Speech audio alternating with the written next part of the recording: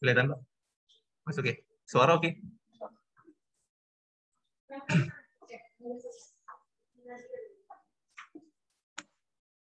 Oke, selamat pagi teman-teman semuanya. Pagi. Apa kabar? Pagi. Apa kabar? Mantap. Semangat ya pagi ini ya. Jadi saya doakan teman-teman dalam keadaan yang sehat, kemudian berlimpah rezeki, dan semoga hari ini semua kegiatan dan aktivitasnya berjalan lancar ya. Terutama kalau teman-teman punya prospek, semoga prospekannya closing. Ya. Amin. Seperti biasa teman-teman di awal minggu ini, termasuk di awal bulan, kita akan menganalisa pergerakan harga ya. Jadi tadi Bu Adel sudah jelaskan, maksudnya Bu Adel sudah nanya nih apa kekurangan teman-teman. Jadi kalau kita mau nawarin orang, teman-teman harus tahu apa yang ditawarin, peluang apa yang harus teman-teman kasih sehingga mereka yakin mau gabung, gitu kan? Kalau kita bingung mau jelasin cuma fasilitas saja tanpa produk yang jelas, maksudnya peluang yang jelas ya, nasabah atau calon nasabah masih akan meraba-raba. Tapi kalau teman-teman hantam dengan satu peluang jelas, ini Pak bulan ini atau hari ini ada berita bagus, kemudian ini pergerakan harga cenderung akan naik, kalau naik profitnya sekian, kalau Bapak bandingnya sama deposito jauh lebih besar di sini, itu orang akan lebih tertarik. Harus jelas dulu produk apa yang teman-teman mau tawarkan, gitu ya. Makanya kita di sini pagi hari kita analisa market secara fundamental terkait berita apa yang akan dirilis minggu ini dan juga secara teknikal. Nanti ada beberapa pair yang coba kita analisa seperti biasa, ada gold, ada oil, kemudian Nasdaq, forex ya. Jadi beberapa produk yang kita akan analisa. Oke, langsung saja ke data ekonomi untuk minggu ini. Ya, teman-teman tahu bahwa minggu ini adalah minggu kedua di bulan Oktober, artinya minggu ini akan ada berita besar di market, yaitu apa? Non-farm payroll ya. Jadi non-farm payroll ini adalah berita ketenaga kerjaan Amerika Serikat yang pastinya ketika nanti beritanya dirilis akan sangat mempengaruhi pergerakan harga ya, terutama untuk mayor pair dan komoditas emas. So, untuk berita ini harus teman-teman benar-benar perhatikan. Kita ulas satu persatu untuk minggu ini ada berita apa saja selain non-farm payroll ya. Nah, untuk hari Senin, untuk hari ini 4 Oktober, ini relatif sedikit ya berita yang akan dirilis.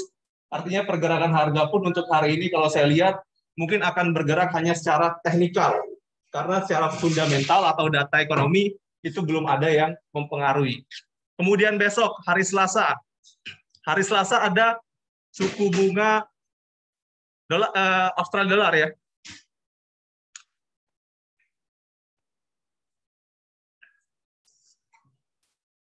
Ya, RBA ya. Jadi suku bunga Australia dolar akan dirilis besok.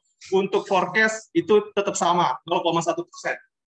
Nah, jadi teman-teman yang trading Aussie Australia dolar ya, teman-teman tolong perhatikan datanya besok, karena kemungkinan besar untuk Australia dolar akan berfluktuasi.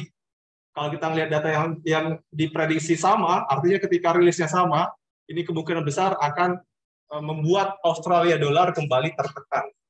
Gitu ya, kalau kita lihat dari impact-nya jika rilis dari suku bunga itu sama. Dan kemungkinan besok juga akan tetap sama. Ya. Tapi di jam yang sama, ini ada jam 10.30 ya. Jadi Selasa 10.30 atau setengah 11 pagi, itu juga selain dari suku bunga, ada pernyataan dari Gubernur Bank Sentralnya Australia. So itu yang mesti diperhatikan ya, selain dari rilisnya. Kemudian untuk sore harinya, untuk besok ini ada PMI GBP ya, jam 15.30.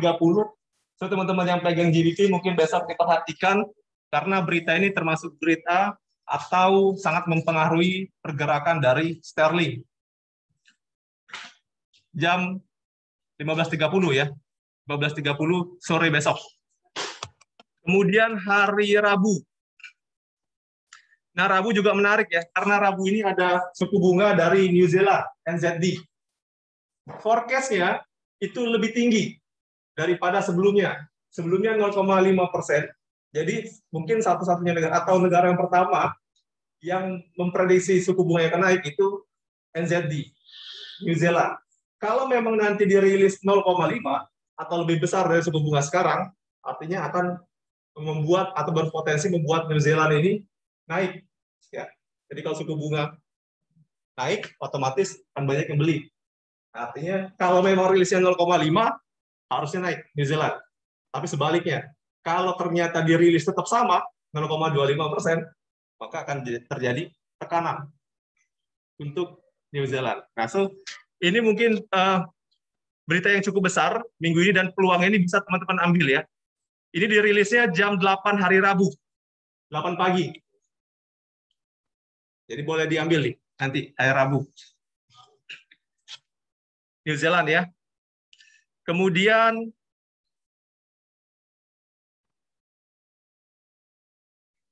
untuk malam harinya ini ada inventory minyak ya, Rabu. Kemudian hari Kamis, Rabu ada ADP juga ya. Nah, jadi ada ADP hari Rabu jam 19.15, 7.15 malam ya. Sesi Amerika Serikat, ADP diprediksi lebih besar. Data sebelumnya 374.000 diprediksi meningkat menjadi 430.000. Kita lihat, karena ini juga termasuk high impact. Rilisnya nanti termasuk high impact, karena data ini akan mempengaruhi juga non-farm payroll-nya. Seperti biasa ya. Jadi acuan non-farm payroll kita bisa lihat dari rilis ADP. Kalau memang sama, kemungkinan besar untuk non-farm payroll akan bagus. Kalau memang sama seperti ini atau lebih besar dari data sebelumnya. Ya, tapi kalau nanti data yang ternyata jauh lebih kecil atau lebih kecil, non-farm payroll juga bisa rilisnya negatif. So ADP teman-teman harus perhatikan. Ini hari Rabu ya, jam 19.15. Hari Kamis relatif kecil ya untuk pengaruhnya pasar. Nah, dan Jumat penting, atau ini Jumat yang ditunggu-tunggu para pelaku pasar, karena tadi ada beberapa data tenaga kerjaan yang akan dirilis di sesi Amerika Serikat. Tepatnya jam 19.30. Ada 3 data. Pertama, non-farm payroll, kedua tingkat pengangguran, dan yang ketiga adalah pendapatan rata-rata per jam. Kita lihat datanya satu persatu. Untuk non-farm payroll dulu. Non-farm payroll sebelumnya adalah 235.000 ya. Tenaga kerjaan non-farm payroll atau non-pertanian ini sebanyak 235.000. Nah, diprediksi akan naik menjadi 460.000. So, kita nanti lihat di ADP ya, kalau memang lebih besar dari 400.000, kemungkinan besar datanya akan bagus.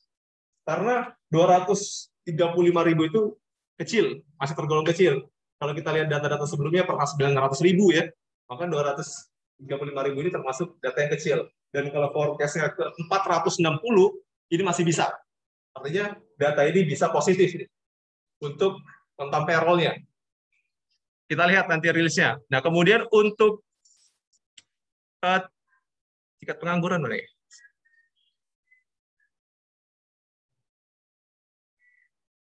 Ya, tingkat pengangguran juga diprediksi berkurang. Sebelumnya 5,2%, diprediksi forecast-nya 5,1%. Ada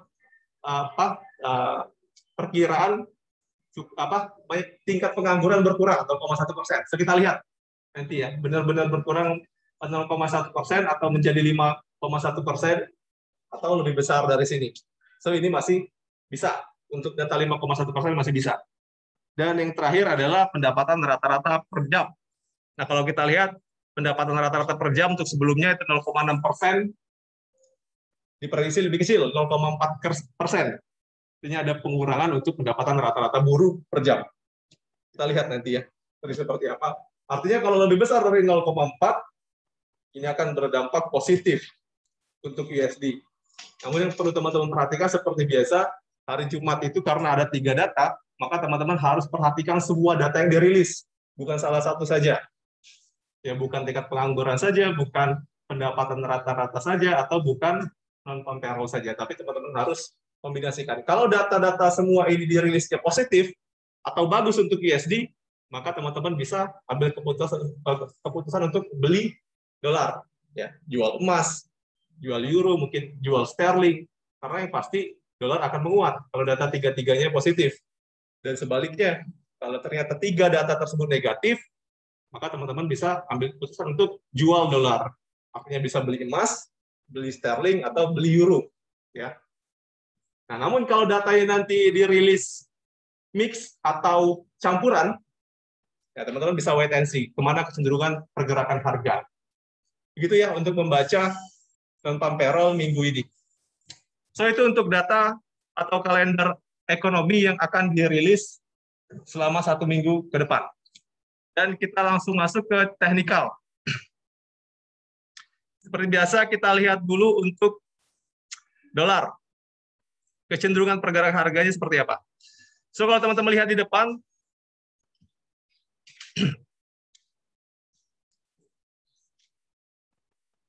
secara tren ya, dolar ini masih berada pada pergerakan yang menanjak atau masih dalam uptrend.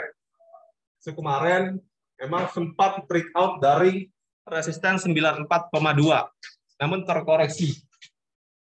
Kalau kita lihat pergerakan sekarang, memang pergerakan cenderung untuk koreksi sampai ke level support ini, support trend line. Namun secara garis besar, pergerakan indeks dolar itu masih positif atau masih naik ya.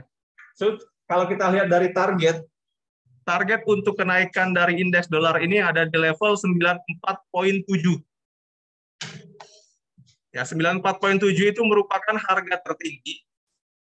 Ya, harga tertinggi pada bulan September 2020. So, itu adalah targetnya.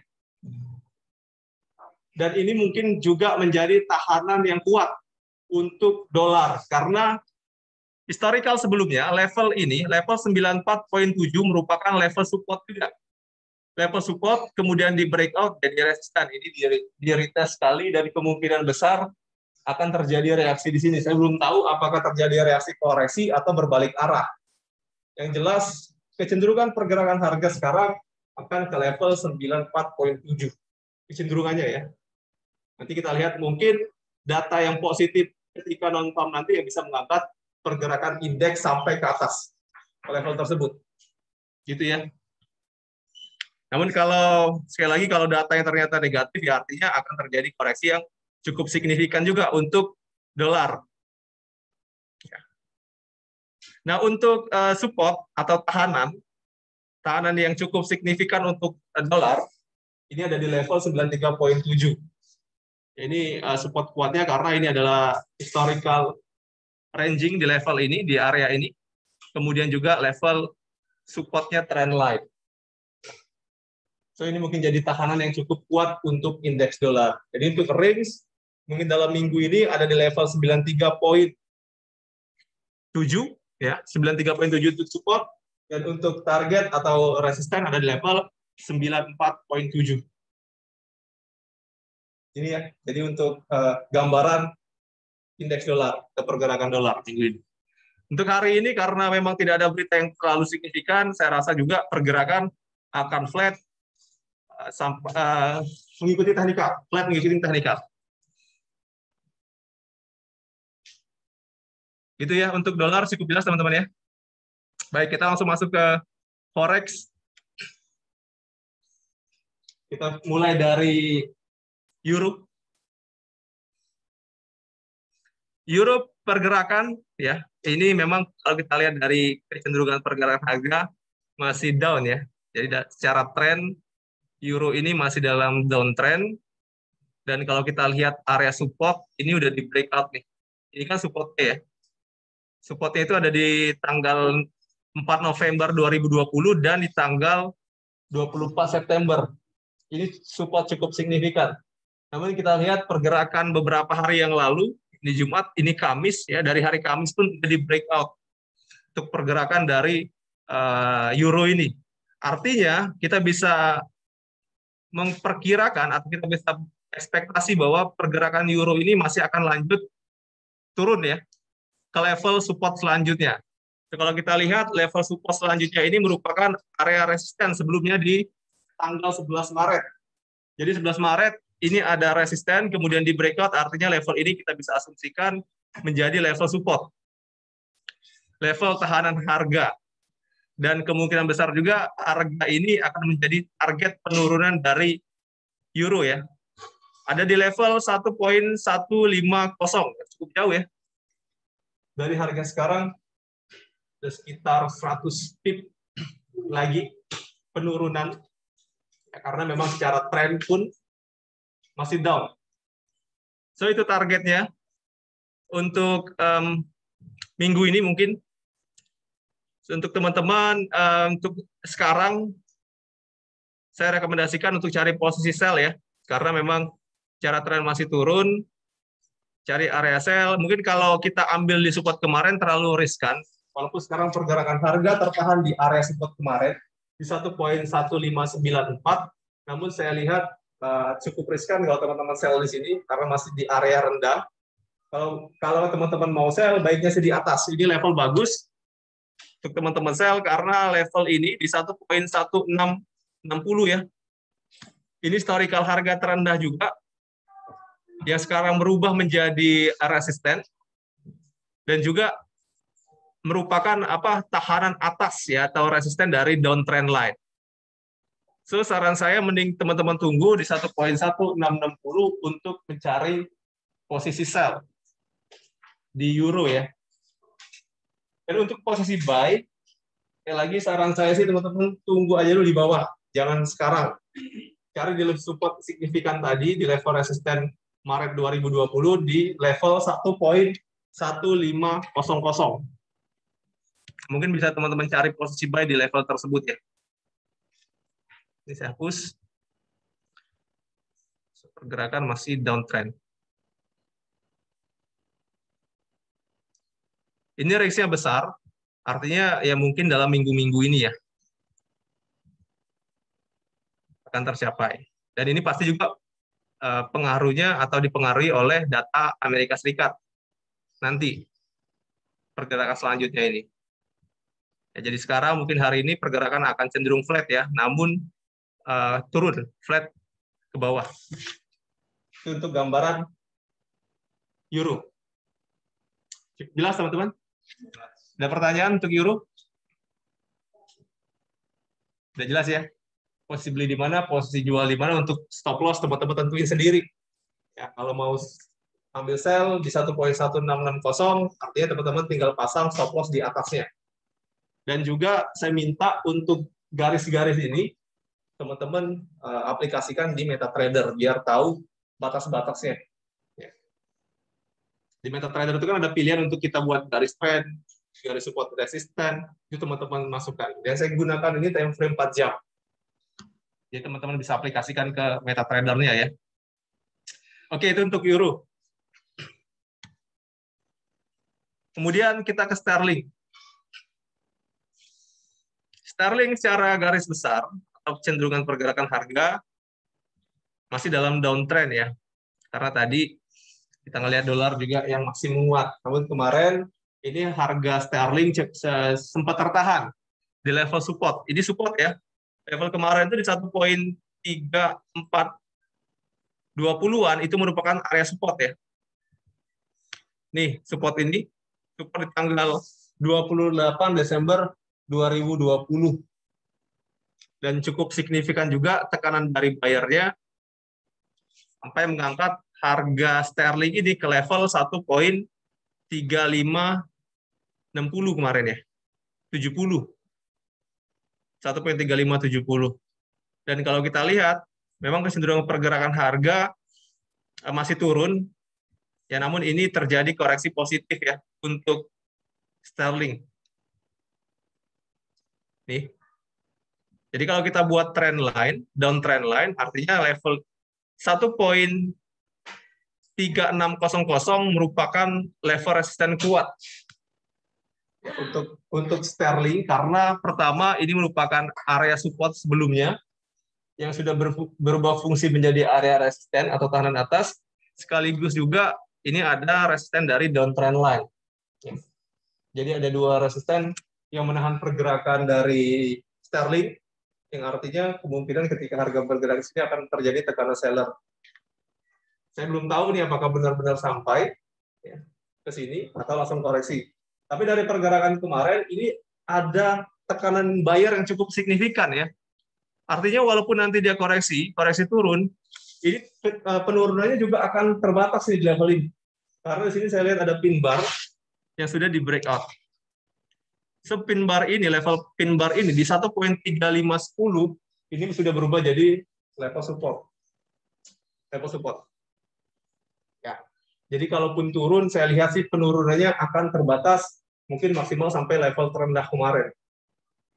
Untuk minggu ini atau sebelum data non-farm payroll dirilis. Jadi teman-teman sebenarnya bisa ambil buy ya di level-level bawah untuk sterling, bisa ambil buy atau mendekati level 134 30, 50 ya atau 135 untuk hari ini mungkin bisa teman-teman ambil untuk ambil posisi buy. Targetnya kita ambil dulu di resisten kuat ini 1.3600 untuk target posisi buy. Ya. Jadi ini level-level penting ya. Kalau saya lihat dua level ini level penting. Atasnya 1.3600, bawahnya 1.3520. Karena kalau salah satu ini di break, maka untuk sterling berpotensi untuk melanjutkan kenaikan atau penurunan. So ini key levelnya. Ya. Support selanjutnya ini cukup jauh misalnya di level 1.330. Kalau support ini tidak bisa menahan pergerakan harga. Makanya saya bilang ini support penting. Kalau ini di breakout, maka kemungkinan sellernya akan lebih banyak masuknya. Penurunan akan lebih dalam sampai ke level 1.3330. So teman-teman, untuk kalau saya lihat dari reaksi harga ini, teman-teman bisa ambil buy. Sekali lagi bisa ambil buy.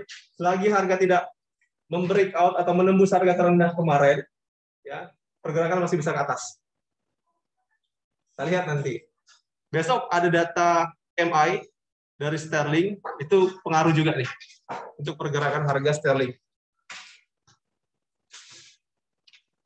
Itu ya untuk support resistennya jelas. Cenderungan kalau saya sih pribadi ambil buy di bawah.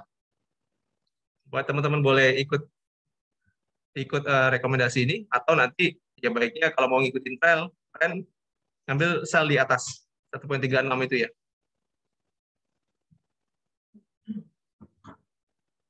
Gimana untuk sterling? Cukup jelas?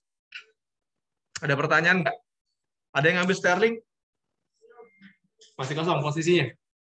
Oke. Sterling jelas ya. Oke, kita lanjut ke New Zealand karena tadi saya lihat untuk hari hari Rabu besok itu ada suku bunga di mana untuk forecast-nya lebih tinggi ya daripada data saat ini yaitu 0,25%. Kita lihat dulu secara teknikal pergerakan dari New Zealand. Ya.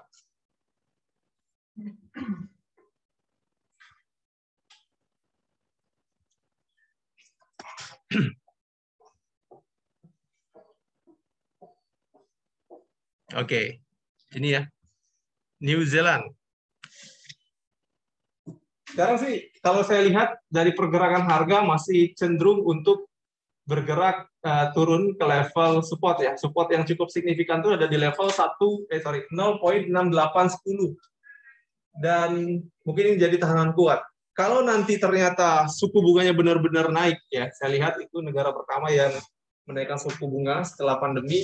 Artinya ini ada kemungkinan untuk NZD naik lagi ke level resisten. So, kalau kita lihat resisten cukup signifikan di garis downtrend line ini ya, maka target kenaikannya bisa ke level ini. Kalau benar-benar naik, kita lihat dulu untuk resistennya. Saya perjelas ini.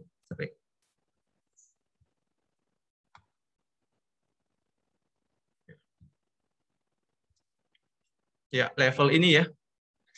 Atau mungkin target selanjutnya di 0.7060-an ya. 60-an untuk target kenaikan jika suku bunga benar-benar dinaikkan. Kalau kita lihat dari harga sekarang ada sekitar 150 pip lagi ya. Ini ada potensi $1.500 kalau kita trading satu lot untuk New Zealand kalau benar-benar naik level ini dan kalau benar-benar suku bunganya naik. Namun kalau ternyata ekspektasi pasar ternyata salah, artinya suku bunga tetap sama 0,25%, maka akan terjadi tekanan lagi untuk New Zealand. Ya, targetnya di harga rendah kemarin bahkan bisa lebih rendah. Karena secara tren ini masuk ke downtrend. Ini polanya kalau saya lihat descending triangle ya. Nah ini level ini jadi tahanan. Tadi ya kalau kita berkaca pada apa saya tadi lupa sterling ya kalau nggak salah, kan di sebelah sini ada level resisten, kemudian di breakout ya. Nah artinya ini retest, kemudian di sini tertahan. Kayak saya bilang untuk level yang tadi ada resisten di sini itu jadi level support kuat. Seperti ini contohnya nih. Ini kenapa dia tertahan di sini? Karena di sini ada resisten sebelumnya yang udah berubah jadi support harga. Hanya di sini. Ya, jadi kalau untuk nanti New Zealand ternyata gagal untuk suku bunga atau prediksinya salah, maka penurunan bisa ke level ini dulu. 0.6810 ya target penurunan. So kita lihat nanti hari Rabu. Kalau teman-teman mau tradingnya trading New Zealand, saran saya sih setelah berita dirilis biar pasti. Jadi jam 8 pagi hari Rabu teman-teman perhatikan rilisnya. Kalau rilisnya 0,5%, teman-teman bisa ambil buy.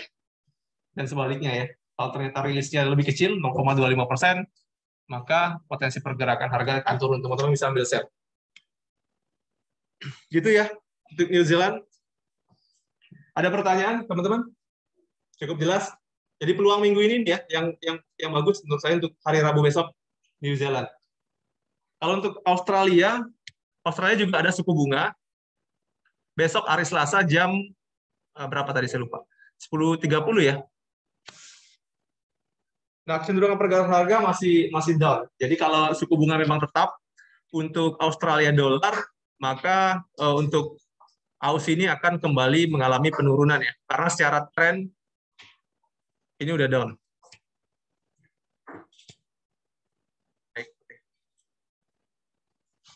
Aussie boleh deh, kalau teman-teman mau sell mungkin Selasa bisa. Artinya di dekat-dekat area resisten di level 0.7310 ini jadi level sell untuk Aussie. Jadi seperti Aussie, Australia dolar, New Zealand itu pergerakannya relatif kecil ya. Tidak terlalu volatilitasnya tidak terlalu tinggi seperti euro atau seperti sterling ataupun gold. Jadi teman-teman bisa pilih kalau nggak suka pair yang terlalu tinggi fluktuasinya, bisa pilih New Zealand, Australia dolar, mungkin Kanada bisa teman-teman coba, ya dan euro. Itu relatif lebih pergerakannya kecil. Jadi teman-teman kalau pengen besar profitnya, lotnya dibesarin. Jadi walaupun range-nya kecil, tapi kalau lotnya besar, tetap juga besar kan. Itu ya. Ini karakteristik dari Aussie dan New Zealand. Artinya untuk pair-pair yang di pagi hari, di sesi Asia, itu memang relatif lebih kecil pergerakannya, range pergerakannya. Jadi teman-teman bisa coba. Itu ya gambaran untuk Australia dolar, teman-teman bisa ambil sell nanti ketika suku bunga dirilis karena kemungkinan besar untuk suku bunganya akan dirilis tetap 0,1%. Untuk forex, kemudian kita ke oil ya.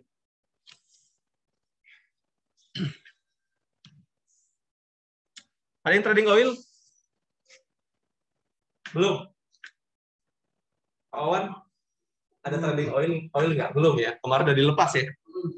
Oil sekarang kecenderungan pergerakan harga, ya setelah kemarin, ya saya sempat bahas di sini ya, area ini, beberapa waktu yang lalu, ada pin bar di sini, level ini nih, ini pin bar. Ya, 75, artinya saya bilang kemarin di level 75 ke atas itu udah jadi tahanan, ya, atau area supply, atau area sell. Dan kita bisa lihat, dari level 75 ini pergerakan harga turun sampai ke level 73.20, ini targetnya. Kenapa saya bilang targetnya di sini? Karena ini ada historical resistance, oke, ya, historical resistance, breakout, flag di sini, dan ini jadi area buy sebenarnya terbaik kemarin. Ya, jadi kalau kita mau sell di 75 ke atas sudah bisa sell di sini kan kemarin. Targetnya 73.20 dan memang tertahan di situ. Dan kalau kita lihat tahanannya kuat, artinya ketika sampai ke level support ini ada buyer, ada bullish yang lebih tinggi dari ini. Makanya ini artinya pergerakan harganya cenderung ke atas atau bayarnya udah masuk nih. Jadi kalau kita ngambil sell agak riskan di posisi-posisi ketika bullish candlestick ini muncul. Lihat candlestick-nya lebih tinggi daripada candlestick turun tutupnya ya, tutupnya lebih tinggi. Artinya akan terjadi pembelian lagi. Nah, untuk sekarang kalau saya lihat kecenderungan pergerakan harga minyak ini masih akan naik ya. Untuk tahanannya 76 sampai 77 itu jadi tahanan atas. Nah, saya belum tahu apakah masih kuat karena udah beberapa kali dicoba ya. Atau malah bisa di breakout. Tapi di level ini, di level 76, sebenarnya teman-teman bisa ambil posisi sell karena acuan kita masih di harga tertinggi beberapa waktu yang lalu, yang artinya level ini adalah level resisten. Fungsinya masih sebagai resisten karena belum ada harga yang bisa breakout dari resisten tersebut. So, kalau teman-teman mau coba sell di 76, masih boleh. Sekali lagi, untuk manajemen resikonya di atas 7 ya, di atas 77. Karena kemarin di 76.9 tertingginya. Teman-teman bisa pasang stop loss di 77.5 atau maksimal di 78. Ya, untuk pembatasan resiko, posisi sell ya. Untuk buy, saran saya sih baiknya nunggu koreksi dulu ya. Sekali lagi, saya masih acuannya di uptrend line. Di sini ya. Di level trend line ini, yang jadi acuan untuk teman-teman nanti bisa ambil posisi buy. Masih di level 72. Kalau saya lihat, yang kuat di 72. So, tunggu. Kalau teman-teman mau sabar ya, mencari harga terbaik, mungkin level 72 ini jadi pilihan untuk kita buy.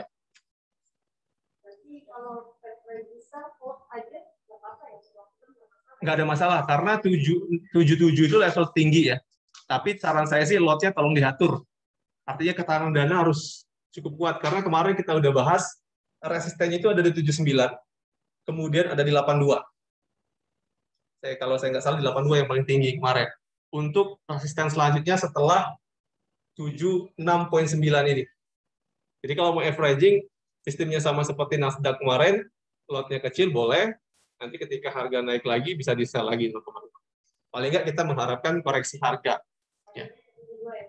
Iya, targetnya kita ambil untuk sekarang di 72 karena pergerakannya kan dinamis nih. Artinya kalau dia sudah di sini, bukan lagi 72, artinya di atasnya lagi.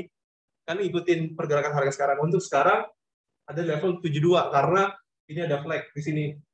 Jadi 72 ini masih jadi area support kuat ya. Kenapa? 74 udah sell. Oke. Nanti kalau saya sih masih bisa karena range-nya mungkin akan bermain di level ini. Ingat minggu ini besok atau lusa ya, besok lusa itu ada inventory. Nah, itu pengaruh juga nih ke pergerakan harga. Gitu ya. So, untuk minyak teman-teman bisa ambil sell nanti di atas. Ingat sekali lagi, kalau teman-teman nggak mau averaging, mungkin 78 jadi batas atas maksimal untuk stop loss-nya. Kalau mau averaging ya tinggal diatur lotnya aja. Sesuaikan dengan ketahanan dana.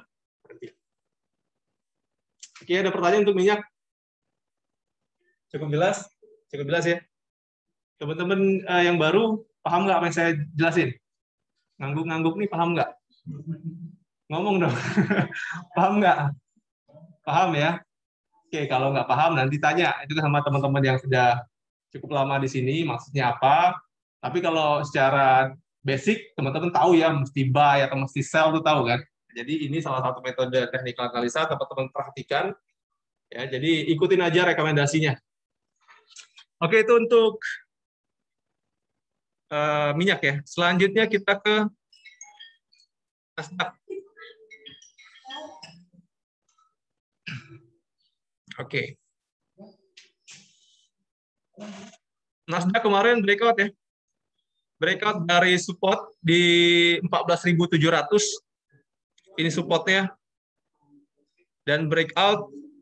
Maka kalau kita lihat pergerakan sekarang, memang setelah kita lihat dari downtrend line yang sudah di breakout, maka trennya udah mulai koreksi nih. Mulai turun ya. Untuk midterm atau jangka menengahnya ini sudah turun. So kita bisa ambil acuan dari ini sebagai resisten trendline ini. Yang ini sudah breakout, maka saya ganti ke transparan.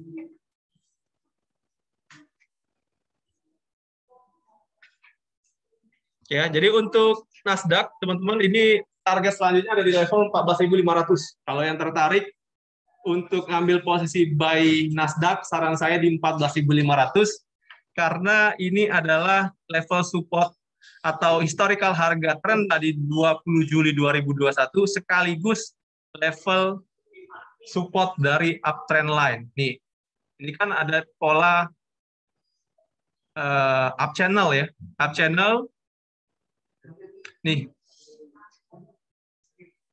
teman-teman perhatikan, ini level pertama, support pertama di Oktober 2020, support kedua ada di Maret 2021, support ketiga ada di 14 Mei 2021, dan di sini di 14.500 adalah tahanan kuat ya, karena ini historical harga terendah juga di 19 Juli kemarin. So, kalau teman-teman mau buy, mungkin level 14.500 ini jadi pilihan ya, untuk ambil posisi buy. Setidaknya teman-teman ambil pergerakan rejection-nya aja nanti sedikit aja. Ya syukur-syukur kalau di level ini teman-teman dapat harga paling bawah, karena secara tren kan pergerakan harga indeks ini masih up. Ya. Jadi 14.500 jadi pilihan untuk buy. Dan untuk atas kita bisa ambil di 15.000 ya. Kalau sekarang sih yang paling dekat itu 14.800. Jadi level 14.800 sampai 15.000 itu level sell.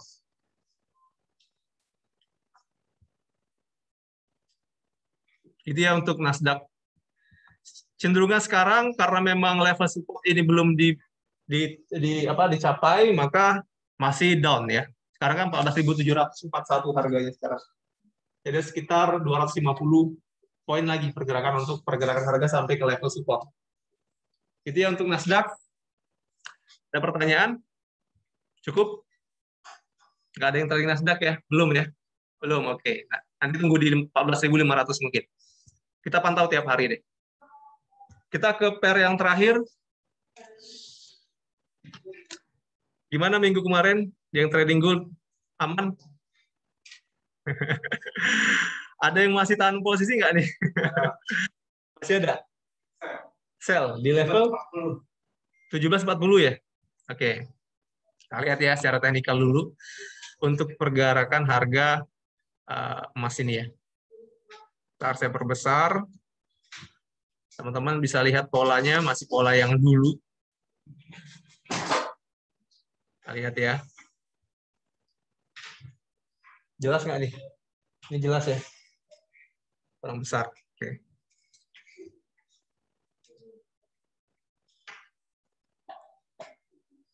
Oke, ini ya. Kemarin pergerakan harga hari Kamis, ini ada pembelian yang cukup signifikan, sampai membuat harga emas ini naik ke level 1764 kemarin tertinggi ya. Dan hari Jumat, kita lihat pergerakan harga flat di atas, bermain di level resisten. Dan pagi ini, pergerakan pun masih sama, masih bermain di level resisten. So, kalau kita lihat dari pola falling wedge-nya ini, ya coba teman-teman perhatikan sebenarnya tadi pagi ini udah ada breakout ya. Udah ada breakout dari pola ini ya. Namun tidak terlalu signifikan. Kalau saya lihat dia breakout tapi tidak besar volumenya, atau kalau kita lihat candlestick-nya masih kecil banget. Ini bisa jadi false breakout kalau nanti sampai jam 4 ini muncul candle bearish engulfing. Ya, jadi kalau nanti ada candle bearish engulfing atau candle 4 jam yang tutupnya rendah, ini kan sekarang lagi membentuk sumbu bawah ya. Saya nggak tahu apakah sumbu bawah ataukah memang dia close di bawah. Tapi kalau candle merah ini close di bawah, contoh ya seperti ini. Ini contohnya nih, bearish engulfing. Ketika dia bergerak ke arah resisten, teman-teman bisa lihat candlestick merah ini lebih rendah daripada ini. Itu konfirmasi bahwa pergerakan harga akan kembali turun. Ya. Kalau candlestick ini bentuknya sama seperti ini. Tapi sekarang kan belum terbentuk karena nanti tutupnya jam 12. Jam 12 siang baru kita bisa lihat nanti ini cuma subuh atau tutupnya full di bawah. Kalau tutupnya full di bawah, teman-teman bisa cari posisi sell. Ya, dengan resiko tentu di atas harga tertinggi ini. Jadi kalau kita melihat ini ya, melihat ini pergerakan ke resisten, teman-teman bisa sell, cari area sell. Ya. Stop loss-nya sedikit di atas harga tertinggi ini. Di stop loss-nya. Sama seperti ini nanti kalau muncul bearish engulfing karena ini area resisten, sebenarnya ada beberapa resisten di sini ya. Ini resisten sebenarnya masih resisten nih. Kalau saya buat area supply seperti ini, dari sini sampai sini ini area supply. Nih. Dimana ini atasnya, ini jadi resisten kemarin di breakout, ya kemudian ini resisten juga tertahan. So ini adalah area dari supply, area sell. Benar ya kalau kita lihat dari harga ini. Nah, konfirmasi untuk harga naik ke 1776 sampai 1786 itu jika area ini di breakout dan sekarang belum kelihatan. Jadi target kenaikan selanjutnya kalau kita lihat dari resisten itu di 1776 ya.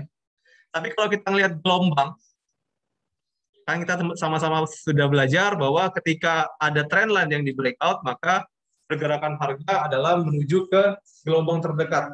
Kalau ini di breakout, gelombang yang dijelaskan di 1786. Ini ya. Tapi kalau kita melihat historical tertinggi, 1776 pun ini jadi tahanan. Tapi kita belum bisa expect sana karena area ini belum di breakout. Masih main di atas nih. Ya. Saya nggak tahu apakah minggu ini, karena minggu ini kan ada non-farm ya. Pasti sangat signifikan nih pengaruhnya. Setidaknya di ADP nanti, di hari Rabu. Rabu nanti ADP ini mungkin sudah signifikan yang bergerak nih. Bisa ke atas, bisa balik lagi ke bawah. Karena secara tren saya masih bisa bilang ini masih dalam pola falling wedge. Masih dalam pola turun. Tapi tergantung sekali lagi di level ini. Muncul nggak reaksi dari seller? Bearish engulfing nggak? Artinya kalau dia muncul, artinya kemungkinan besar akan ada tekan lagi ke bawah. Tapi kalau nggak muncul, karena ini sudah di breakout walaupun kecil, artinya pergerakan harga retest aja dan kembali naik. Kita lihat ya. Karena dari kecenderungan hari Kamis kemarin itu tutupnya cukup signifikan di atas. Ini kalau saya lihat dari candlestick ini ada nih candlesticknya besar banget, bullish-nya ya. Nih. Nah, jadi kalaupun nanti turun ada reaksi dari seller, pergerakan harga turun paling kalau saya lihat tertahan di 1744 sampai 1737. Itu tahanannya. Ini teman-teman perhatikan di daily-nya ketika harga sampai ke support, kemudian hari Kamis muncul candlestick bullish sebesar ini. Level ini udah jadi level support. Support kuat 1745-an. Ya, jadi kalaupun nanti muncul bearish engulfing, kemungkinan besar akan tertahan di level ini. Paling jauh di 1737. Jadi turunnya pun rasanya agak sulit, lebih rendah daripada yang kemarin. Agak sulit. Karena di sini udah kelihatan bayarnya besar. Gitu ya. Kecuali memang nanti data dari non-farm payroll itu signifikan. Kalau memang dia bagus, signifikannya bagus, tingkat pengangguran turun jauh, non-farm payroll juga naik jauh, ya bisa jadi. Itu juga di breakout. Gitu ya. Pergerakan harga emas hari ini tinggal kita tunggu muncul nggak bearish engulfing di sini. Nih kita lihat ya, karena ini masih ngebentuk nih, ngebentuk candle.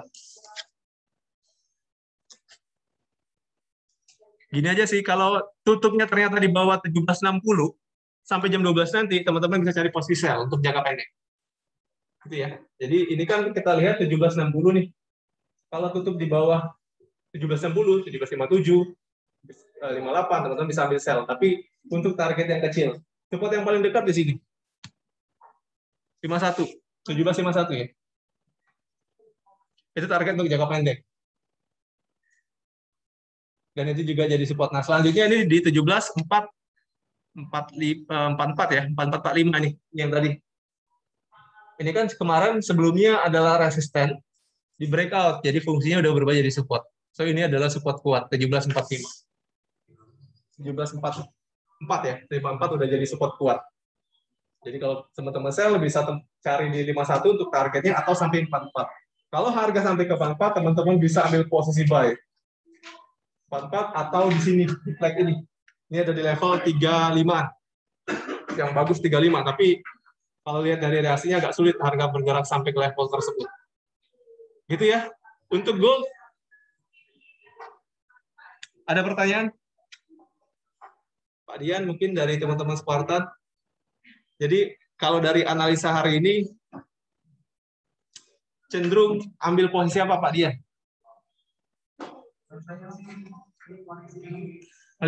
Lihat tutup candle-nya dulu ya. Artinya di jam 12 nanti lebih pasti gitu ya.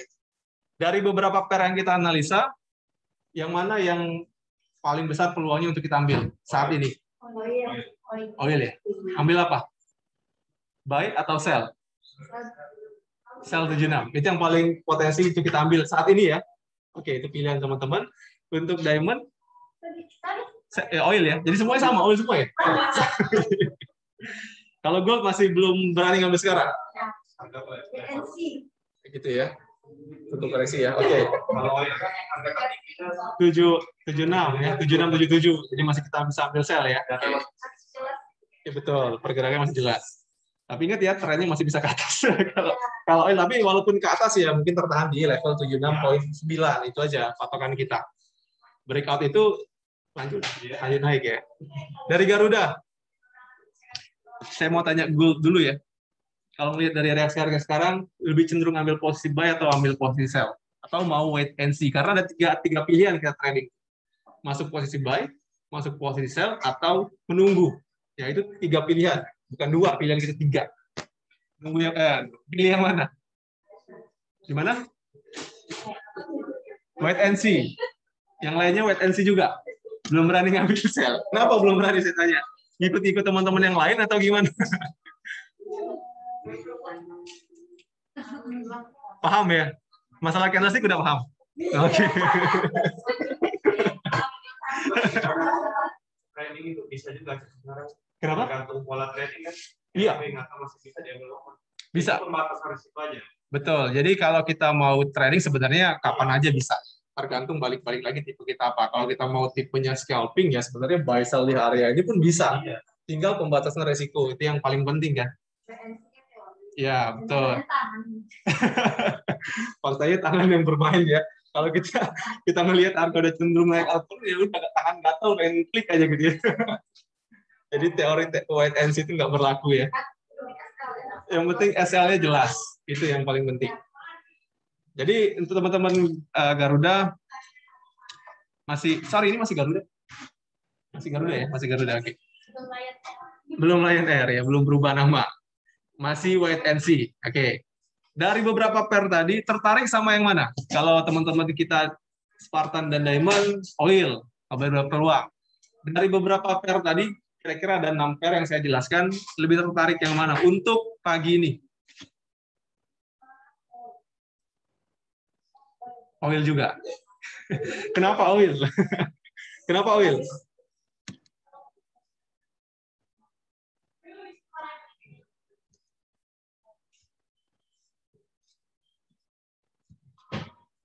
Kenapa oil? Oke, oil posisi buy atau posisi sell? Sell. Kenapa ambil posisi sell? No, kalau keuntungan besar semuanya punya potensi keuntungan besar, bukan cuma oil. Kenapa? Kenapa? Ini oil nih, saya jelasin lagi ya. Saya liatin grafiknya nih. Tadi teman-teman mau sell, kenapa mau sell? Mesti jelas dong. Kalau dijelasin kenapa mau sell tapi nggak ada penjelasannya ya orang bingung. Kenapa?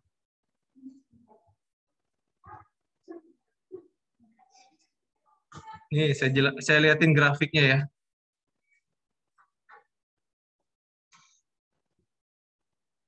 Oke, kenapa nih mau sell?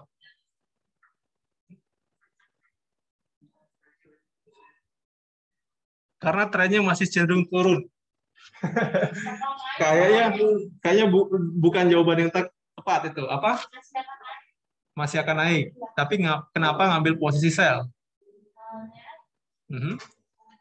Kenapa? Ini saya kasih grafiknya nih malah. Jadi kemarin sudah saya jelasin ya, kemarin di pas trading bahwa kalau kita trading itu ada teknikal. Teknikal itu kita bisa melihat harga terendah, harga tertinggi untuk ngambil keputusan buy atau sell. Ketika harga rendah kita buy, ketika harga tinggi kita sell. Nah, dari mana kita bisa melihat harga tinggi dan harga rendah? Dari grafik, ya, dari historical atau dari refleksi harga yang kita bisa lihat dari grafik. So, kalau teman-teman mau ngambil sell, sebenarnya itu pilihan yang bagus. Tapi alasannya saya belum dapat. Kenapa teman-teman mau sell? Ngikut-ngikut teman-teman yang lain atau gimana? Atau punya pandangan sendiri? Sekarang kan harga di 75,6 ya.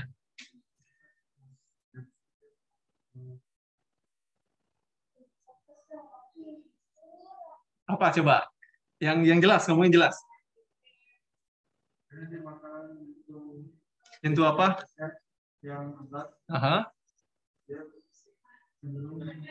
Oke, gini ya, saya jelasin ya, teman-teman ya.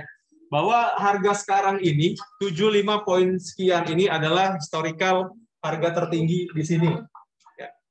Jadi dari mana kita tahu harga ini tinggi atau harga ini rendah? Dari historical harga. Dan itu bisa kita lihat dari grafik. Kalau kita lihat di grafik ini, tanggal berapa?